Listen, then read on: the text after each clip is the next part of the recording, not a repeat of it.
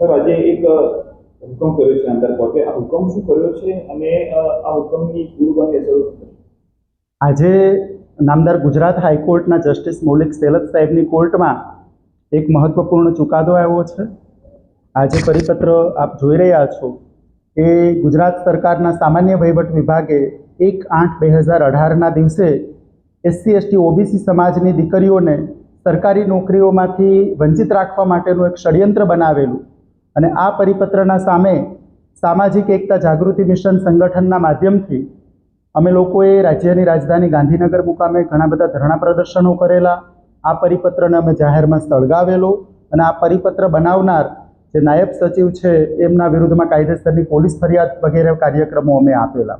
એ સિવાય નામદાર ગુજરાત હાઈકોર્ટમાં પણ આ પરિપત્ર રદ કરવા માટે અમે લડેલા અને નામદાર ગુજરાત હાઈકોર્ટે LPAની અંદર આ પરિપત્રને રદ કરવા માટેનો હુકમ કરેલ અને SC/ST OBC સમાજની લાખો દીકરીઓને જે છે એમના તરફેણમાં ચુકાદો આપેલો.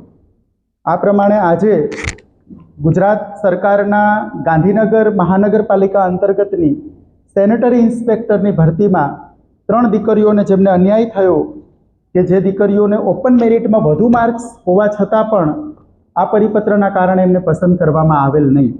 એમાંના એક જે છે અંકિતાબેન અમૃતભાઈ પરમાર કે જેમને 86 માર્ક હતા, 85.54, રમીલાબેન કાંતિભાઈ વાઘેલા જેમને 85 માર્ક હતા, સુધાબેન હિતેનભાઈ વરણ કે જેમને 83 માર્ક હતા.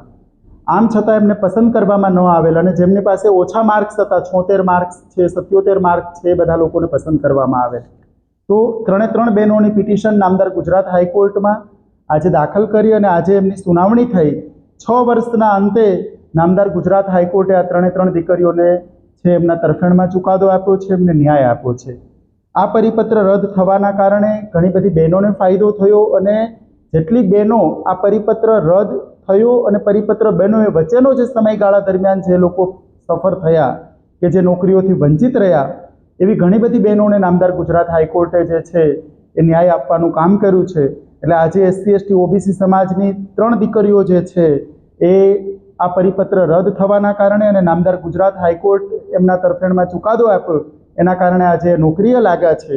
અને ગુજરાત હાઈકોર્ટે સૂચના આપી છે ગુજરાત ગૌણ સેવા પસંદગી મંડળ જે છે 15 દિવસમાં આ 3 દીકરીઓને સરકારી નોકરીમાં લેવા માટે રાજ્ય સરકારને ભલામણ કરશે અને રાજ્ય સરકારને 6 અઠવાડિયાનો સમય આપ્યો છે કે આ 3 દીકરીઓના ડોક્યુમેન્ટ વેરિફિકેશન કરી અને તાત્કાલિક એમને સરકારી સેવામાં જોડવામાં આવે અને એમની સિનિયોરિટી પાછલી ઇફેક્ટથી આપવામાં આવે કે જ્યારથી જે ઓરિજિનલ રિક્રુટમેન્ટ જે છે એ લાગુ કરવામાં આવેલી હતી.